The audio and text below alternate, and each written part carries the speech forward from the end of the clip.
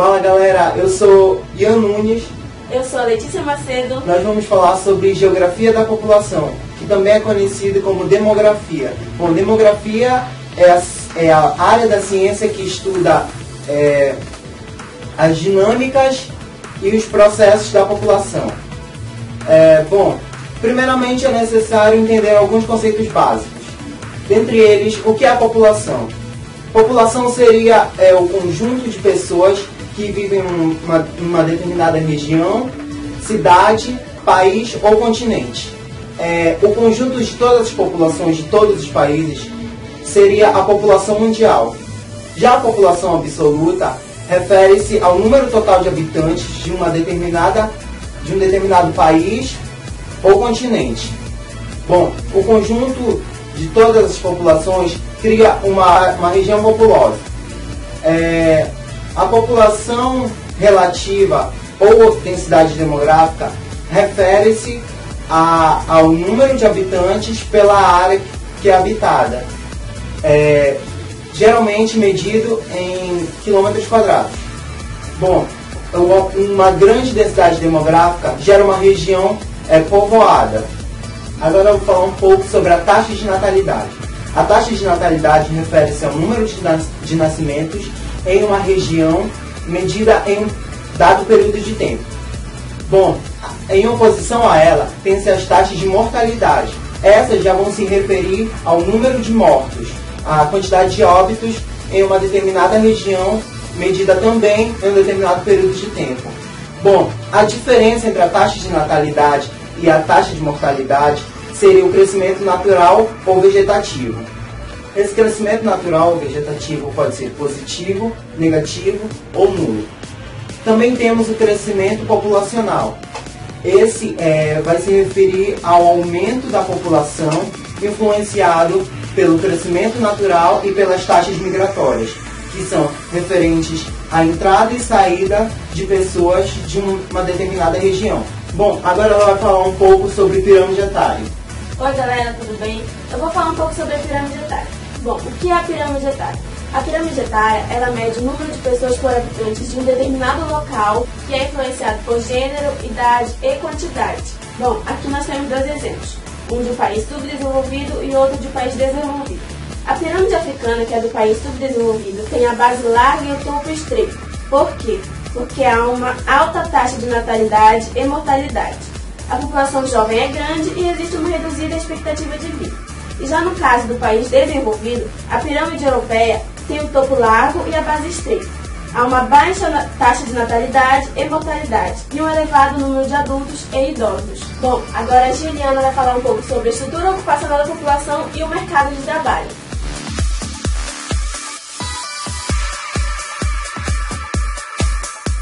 Olá, meu nome é Juliana Lucila e eu vou falar um pouquinho sobre a estrutura ocupacional da população.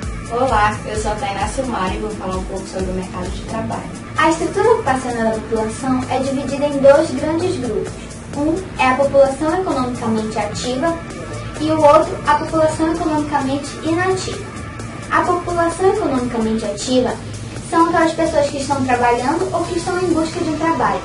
A população economicamente inativa não exerce uma atividade remunerada, ou seja, são donas de casa, crianças, estudantes, aposentados e etc. A população economicamente ativa atua no setor formal da economia, ou seja, respeita as leis trabalhistas. Os trabalhadores exercem atividade produtiva nos seguintes setores: primário, secundário e terciário. Bom, o setor primário seria a agricultura, a pesca, a caça e a mineração. O setor secundário seria a confecção de roupas, automóveis, máquinas e eletrodomésticos. E o setor terciário seria saúde, educação, turismo, lazer e etc. Bom, eu vou falar um pouco sobre o mercado de trabalho e alguns tipos de desemprego. O desemprego estrutural é resultante da modernização da estrutura de produção e de trabalho, que ocorre com a mecanização e automação dos processos de produção. Os trabalhadores sem qualificação são os mais prejudicados, tanto na indústria como na agricultura e no comércio. O desemprego conjuntural é resultante de uma situação temporária. Quando um país enfrenta dificuldades econômicas, as vendas no mercado tendem a diminuir, ocasionando assim o desemprego. Os trabalhadores podem voltar a ocupar seus postos de trabalho, assim que a economia é restabelecida. Com a falta de emprego no mercado de trabalho, os profissionais qualificados são obrigados a procurar e ocupar vagas em subempregos. Eles executam tarefas inferiores às suas instruções profissionais. Normalmente, os subempregos estão envoltados por ilegalidades, baixas remunerações, sem garantia e proteção aos empregados e direitos trabalhistas, como férias, 13º, aposentadoria, entre outros. Agora, a nossa colega Letícia Medeiros vai falar um pouco sobre os movimentos migratórios.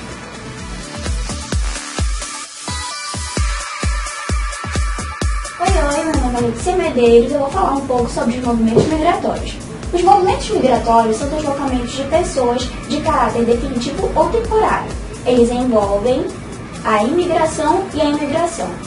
Imigração consiste na entrada de pessoas em um país ou uma região, enquanto que a migração é a saída. Esses conceitos de movimentos migratórios, eles podem ser internos ou internacionais. Os internos, eles consistem no deslocamento populacional dentro de uma determinada região ou país, enquanto que os internacionais, eles são entre países. Esses movimentos, eles se dividem em migrações temporárias ou definitivas.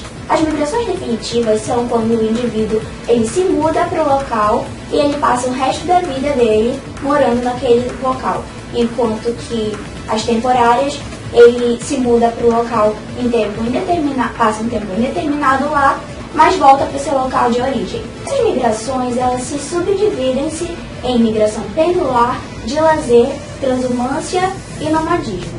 A migração pendular, ela é aquela migração diária, enquanto que a de lazer, ela é mais classificada como turismo. A transhumância, ela é aquela migração que é sazonal, ou seja, ela ocorre em uma determinada época do ano, enquanto que no nomadismo, o indivíduo sempre está se mudando de um lugar para o outro. As migrações, como eu já havia dito, elas são classificadas em internas e internacionais. As internas, elas ocorrem dentro do território, enquanto que as internacionais, elas ocorrem de um país para o outro. As migrações internas, elas se subdividem em êxodo rural, pendular, migração rural-rural, urbana-urbana, urbana-rural, interregional e intrarregional. O êxodo rural, ele consiste na substituição do trabalho humano por máquinas, ou seja, o desemprego estrutural. E aí o indivíduo acaba se mudando do campo para a cidade. E a migração pendular, como eu já havia dito também, a migração pendular é aquela diária, mais de casa para o trabalho, de casa para a escola ou para a universidade. São essas migrações diárias. A migração rural-rural é aquela em que ocorre a expansão da fronteira agrícola. A urbana-urbana tem mais a ver com aquela coisa de emprego. Por exemplo, eu moro no Rio de Janeiro, porém eu recebo uma oferta de emprego em São Paulo, então eu vou imigrar para São Paulo por causa da minha oferta de emprego. A urbana rural é aquela em que o indivíduo se desloca dos centros urbanos para a zona rural. Há também as migrações interregionais, que elas são de região para região. E as intrarregionais, que elas ocorrem dentro da mesma região. As causas das migrações podem se dar por fatores políticos, religiosos, conflitos étnicos, causas naturais ou fatores econômicos. Como exemplo das causas políticas, temos a mudança de governo, que tem países que eles adotam uma política ditatorial, e aqueles que apoiam a democracia, eles acabam sendo perseguidos e sendo obrigados a buscar refúgio em outros países. Os fatores religiosos, eles podem ser, um exemplo pode ser a migração dos muçulmanos para Meca. Os conflitos étnicos são aqueles em que o indivíduo ele se vê obrigado a sair de uma determinada região por conta da cultura. A exemplo disso, temos os povos do Kosovo, na Bósnia-Herzegovina, que eles se viram obrigados a sair de lá devido à sua cultura ser diferente dos povos que lá habitavam. Há também aquelas migrações que são por causas naturais, que são fenômenos da natureza. A exemplo disso temos enchentes e desmoronamentos. As causas econômicas são aquelas que são estruturais ou conjunturais. As estruturais são aquelas que ocorrem desemprego estrutural, em que a mão de obra é mecanizada, enquanto que as conjunturais, elas são derivadas de crises econômicas, mas nessa, o indivíduo ainda tem a oportunidade, quando o país sair da crise, de recobrar o seu emprego. Bom, esse foi o nosso trabalho de geografia. Obrigada pela atenção.